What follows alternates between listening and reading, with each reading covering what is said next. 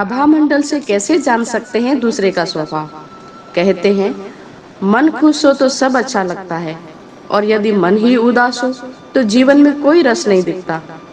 रोजाना एक जैसे दिनचर्या बिताने वाले लोगों के लिए मन के उतार चढ़ाव का होना आम बात है, लेकिन अचानक किसी में एक अलग चमक देख हैरानी होती है और मन में सवाल आता है कि वह आज खुश कैसे है।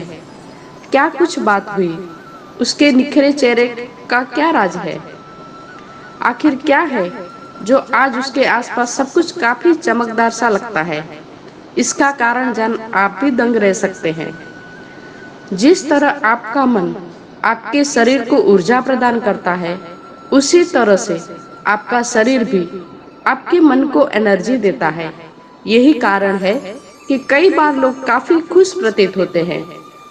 उनके चारों ओर वातावरण खुशनुमा लगता है। इसे आप आभा मंडल यानी कि ऑरा भी कह सकते हैं। लेकिन क्या है ये आभा मंडल? हर व्यक्ति के पीछे अपना आभा मंडल होता है। आभा मंडल को अंग्रेजी में ऑरा कहते हैं। प्रत्येक व्यक्ति के शरीर के चारों ओर इलेक्ट्रॉनिक मैग्नेटिक फील्ड का अस्तित्व छाया हुआ है, जिसे ऑरा कहते हैं। और अब प्रत्येक व्यक्ति का अपना अलग अलग होता है। यह शरीर का सुरक्षा कवच होता है। ऑरा का क्षेत्र व्यक्ति के शरीर पर 3 इंच से लेकर 20 से 50 मीटर तक की लंबाई का हो सकता है। इतना ही नहीं, ऑरा सजीव व्यक्तियों से लेकर निर्जीव व्यक्ति, जानवर, पेड़ पौधे व सभी वस्तुओं का भी हो सकता है। ऑरा व्यक्ति के आभा मंडल को कहते हैं। हर व्यक्ति का अपना एक प्रभाव होता है और इसमें इस ऑरा का खास महत्व होता है।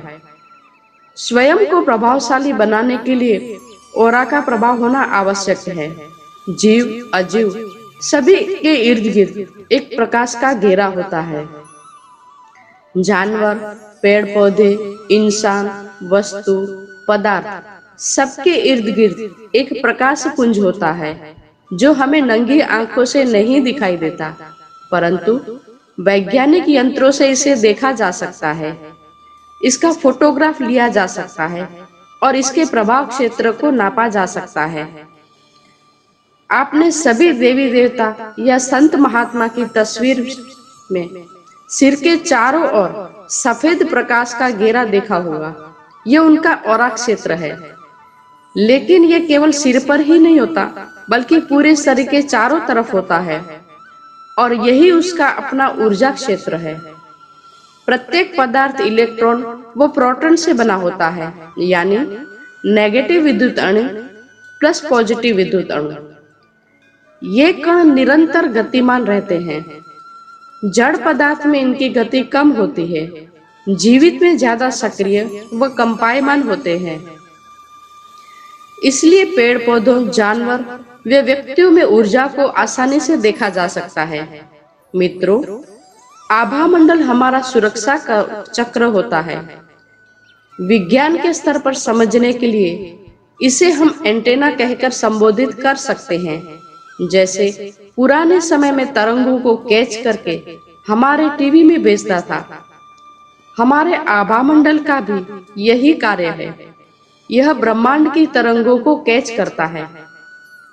हमारे शरीर में 3 प्रमुख नाड़ियां हैं, ईड़ा, पिंगला और सुषुम्ना। ईड़ा शरीर के लेफ्ट में, पिंगला शरीर के राइट में और सुषुम्ना नाड़ी स्पाइनल पर होती है।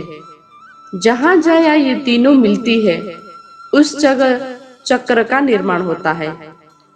तो ये तीनों नाड़ियां हमारे शरीर में 7 जगह मिलती है।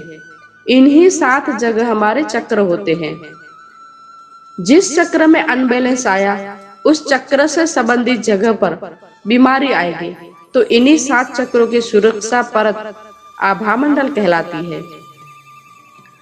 अब यह आभा मंडल पॉजिटिव और नेगेटिव वेव्स को स्टोर करती है।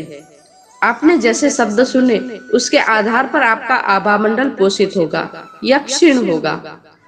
बस इसी घटने बढ़ने के कारण आप में सकारात्मकता या नकारात्मकता आती है। साधु संतों का आभा मंडल इतना विकसित होता है कि वे आप अपने पास आई नेगेटिविटी को पॉजिटिविटी में बदल देते हैं, लेकिन हम ऐसा नहीं कर पाते क्योंकि हमारा ऑरा पहले से ही इतना पोषित होता है कि सामने वाले की नेगेटिव वेव्स को हटा सके। बल्कि सामने वाले की नेगेटिव वेव्स हमारे आभा मंडल को नुकसान पहुंचा देती है। आपने देखा होगा कि आप किसी के पास बैठते हो तो उसके पास बैठने रहने का मन करता है, क्योंकि उसकी पॉजिटिव वेव्स आपको कैच कर रही है और आपका आभा मंडल विकसित हो रहा है, इसलिए आपका मन नहीं करता उसके पास से हटने को। और ठीक इसके विपरीत स्वभाव के आपके पास व्यक्ति आ जाए तो आप मन में सोचते हैं कि ये कब जाएगा, या कुछ ऐसा हो कि मैं ही यहाँ से निकल जाऊं। इसका मतलब है कि आपका आभा मंडल उसके नेगेटिव वेव्स से क्षीण हो रहा है, इसलिए आपका मन उस व्यक्ति को दूर फेंक रहा है। यही सभी प्रक्रिया सूक्ष्म जगत में संपन्न होती है। कहते भी है ना कि रोग आदि पहले सूक्ष्म शरीर में आते हैं और बाद में उनका असर स्थूल शरीर पर पड़ता है। क्योंकि सूक्ष्म शरीर का चक्र अनबैलेंस हुआ तो उसी चक्र से संबंधित रोग स्थूल शरीर पर भी आएगा। अब चक्र अनबैलेंस होने की वजह से आपके आभा मंडल की सुरक्षा परत क्षीण हुई है, इसी चक्र से अनबैलेंस हुआ है। आभा मंडल की परत क्षीण हुई नेगेटिव वेव से, इसलिए सदा सत्संग करते रहिए और अपने अंदर किसी भी प्रकार की नेगेटिविटी को मत आने दीजिए। हमारा आभा मंडल सत्संग करने से विकसित होता रहता है। यदि वैज्ञानिक रूप से देखें तो बताया जाता है कि मनुष्य का केवल एक शरीर ही नहीं होता, बल्कि इस भौतिक शरीर के अलावा एक प्रकाशमय एवं ऊर्जावान शरीर भी होता है। एक ऐसा शरीर जो ऊर्जा के रूप में मनुष्य के शरीर के चारों ओर 2 फीट की दूरी पर दिखाई देता है। इस शरीर को आप छू नहीं सकते, लेकिन इसकी किरणों को महसूस जरूर कर सकते हैं। क्या आप जानते हैं कि मानव शरीर को 4 प्रकार के शरीर में विभाजित किया गया है। इसमें एक शरीर वही है जो मनुष्य अपने जीवन के दौरान अपने साथ लेकर चल रहा है, लेकिन अन्य सभी शरीर आत्मा के अलग होने के बाद आते हैं। लेकिन आभा मंडल स्वयं भी मानव के एक शरीर का निर्माण करता है। यह शरीर सूक्ष्म शरीर है, इसलिए दिखाई नहीं देता है। केवल मनुष्य ही क्यों, बल्कि अन्य जीव जंतुओं के पास भी एक सूक्ष्म शरीर होता है जो उनके आभा मंडल को परिभाषित करता है। चाहे मनुष्य हो या कोई अन्य जीव, हर किसी का अपना ओरा होता है। यह ओरा विभिन्न रंगों की किरणों के साथ मनुष्य के आसपास चक्रीय आकार में घूमता रहता है। आभा मंडल का आकार तथा उसका रंग मनुष्य के बारे में कई चीजों की जानकारी देता है।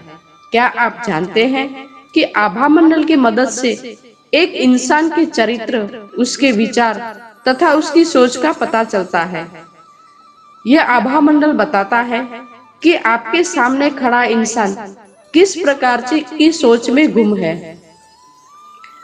क्या वो वास्तव में आपके साथ भी है या अपनी किसी दुनिया में खोया है। आभा मंडल में मौजूद रंग हमें एक इंसान के चरित्र का वर्णन देते हैं। यह काफी दिलचस्प है। माना जाता है कि यदि एक इंसान को देखने में काफी आकर्षक लग रहा है और तरोताजा प्रतीत होता है, तो इसका अर्थ है वह विभिन्न रुचियों से भरा है। लेकिन वही दूसरी ओर यदि उसका आभामंडल केवल 1 या 2 रंगों का ही दर्शाता है, तो इसका तात्पर्य है कि उसका जीवन केवल कुछ ही विषयों के आसपास घूम रहा है। यह रंग हमारे आभामंडल को परिभाषित करते हैं। क्या आप जानते हैं कि यही आभामंडल आपके आध्यात्मिक स्वास्थ्य पर भी प्रभाव डालता है? लेकिन कैसे? इसका जवाब है आभामंडल में मौजूद रंगों द्वारा मिलता है, जिससे न केवल आप अपने बल्कि किसी और के चरित्र को भी पहचान सकते हैं। लेकिन क्या आपने कभी जाना है कि आभा मंडल के आपके बारे में क्या कहता है? आप कैसे खुद के आभा मंडल को जान सकते हैं? इसके लिए इसका सही ज्ञान होना आवश्यक है। यदि आप अपने आभा मंडल को पहचान पाएंगे तो आप किसी के भी आभा मंडल को विस्तारित करने के योग्य होंगे। जैसा कि उपरोक्त पंक्तियों में बताया गया है कि हमारे ऑरा में मौजूद रंग ही उस आभा मंडल को परिभाषित करते हैं। तो आइए जाने कौन से रंग क्या कहते हैं। लाल रंग। यदि आपको आभा मंडल का लाल गहरा रंग प्रतीत हो तो इसका मतलब है कि वह इंसान बहुत जल्दी क्रोधित हो जाता है। ऐसे इंसान जब गुस्से में होते हैं तो वे नहीं जानते कि वो क्या बोल रहे हैं। इनके गुस्से की कोई सीमा नहीं होती और जब वे क्रोधित होते हैं तो कुछ भी सोचते विचारते नहीं हैं। नारंगी रंग। यदि किसी व्यक्ति का आभा मंडल आपको नारंगी रंग का लगता है तो ऐसे लोग रचनात्मक स्वभाव के होते हैं। इन्हें भावनात्मक भी माना जाता है। अगला रंग पीला है। यह बुद्धिमानी का प्रतीक है। पीला रंग। कहते हैं जिस व्यक्ति के आभा मंडल में पीला रंग का आभास हो उनका मस्तिष्क काफी सचेत रहता है। लेकिन यदि यही पीला रंग गहरा हो जाए तो यह अच्छा संकेत नहीं है। हरा रंग। इसके बाद आभा मंडल में यदि हरा रंग दिखाई दे तो ऐसा इंसान काफी शांत स्वभाव का होता है। एक बाग में दिखने वाली हरियाली की तरह ही ऐसे इंसान के चेहरे पर आप संतुष्टि देख सकते हैं। काला रंग। परंतु आभा मंडल में काला रंग दिखाई दे तो यह जीवन की असंतुष्टि की व्याख्या करता है। ऐसे लोग जीवन में खुश नहीं होते। इनका मानसिक स्वास्थ्य भी स्थिर नहीं रहता। नीला रंग। यानी कि परेशानी इनके जीवन का एक विशेष भाग बनकर बैठी है। माना जाता है कि काला आभा मंडल वाले लोग ही नशीले पदार्थ का सबसे ज्यादा सेवन करते हैं। लेकिन दूसरी ओर यदि किसी इंसान के आभा मंडल में नीले रंग की छाया नजर आए तो यह सबसे अच्छा रंग माना जाता है। ऐसे व्यक्ति बेहद उत्साहित एवं कुशल स्वभाव के होते हैं। लेकिन बाकी रंगों की तरह ही यदि इस रंग पर भी काला या मटमैला रंग आ जाए तो यह व्यक्ति को चिंता में डाल देता है। उसका उत्साह अति उत्साह बनकर उसी के जीवन को ग्रस्त करने में लग जाता है। लेकिन क्या आप जानते हैं कि यदि आपका आभा मंडल आपको बुरा प्रतीत होता है तो आप स्वयं उसका हल भी निकाल सकते हैं। दोस्तों, आपको मेरी ये जानकारी कैसी लगी हमें कमेंट बॉक्स में जरूर बताना। यदि आप हमारे चैनल पर नए आए हैं तो सब्सक्राइब जरूर कर देना, साथ में बेल आइकन भी दबा देना ताकि आपको ऐसे ही रोचक जानकारी मिलती रहे। धन्यवाद। आपका दिन शुभ हो।